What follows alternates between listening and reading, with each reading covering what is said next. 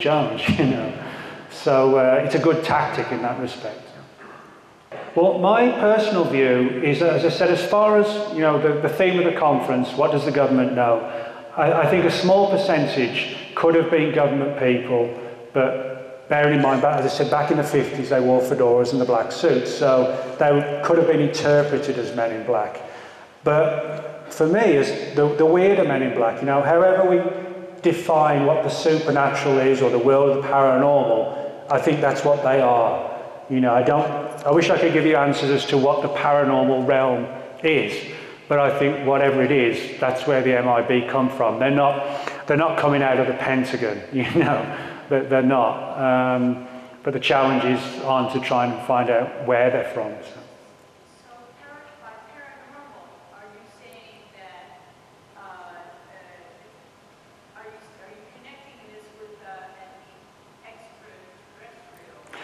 Well, yeah, I actually am, because I mean there are a lot of UFO reports that do have sort of paranormal overtones to them.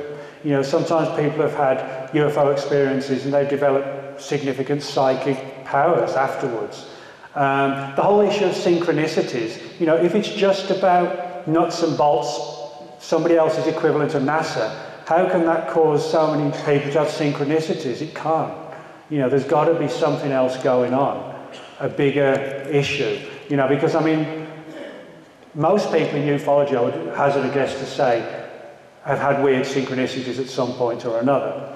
And I don't see how, like I said, if it's just nuts and bolts, that can happen. It wouldn't. So I think we need to look at the UFO subject from a broader perspective that goes beyond just, you know, somebody else's equivalent of a space shuttle or whatever. Why doesn't the government tell us? I think one of the reasons, and maybe it's something a lot of people don't necessarily assume, everybody assumes the government's got all the answers, or the agencies have got the answers. I often wonder if they've got a lot of data, a lot of information, but not necessarily a lot of answers. I mean, let's sort of play devil's advocate that, you know, so out of Area 51 there are 25 dead alien bodies, you know, preserved in tanks, and they've got 4 crashed UFOs. Well, what that tells you is that somebody's skulking around, flying about, they've crashed, and we've recovered the material evidence.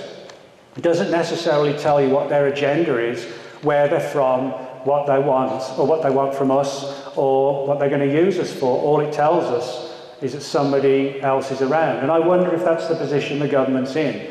They've got material evidence, but they may be as in the dark as we are as to what the agenda is, and perhaps it's the fear of saying, not so much the fear of revealing what they know, the fear of saying we actually don't know. We know something's going on, but we have no answers. That might actually disturb some people. You know, they turn to the government for answers, and the government says, we're as much in the dark as you are. That's why we've said nothing. Governments often take this sort of approach, well, you know, we're the government and you're just the population, so shut up. You know, and it's almost like an arrogant approach that, well, we're not going to tell you, we're going to keep it this sort of elite little secret, which, you know, I don't think should be the case. We should know. Even if, I mean, very quickly, last thing, for years we all lived under the threat of nuclear war, you know, at the height of the Cold War, but we didn't panic every day, we just hoped it never happened. So even if there's some disturbing aspects to the UFO phenomenon, we'd still live with it, you know, we'd still get up and go to work and watch American Idol or whatever, you know. We just hope that if there was a bad side to it, it would never happen. So I think it is something we should be told. You know, I'm not sure whether disclosure will work or if it's going to happen, but I do think we should be told the truth. All right. Okay. Thank you once again, Nick Redfern, ladies and gentlemen. Thank you. Thanks.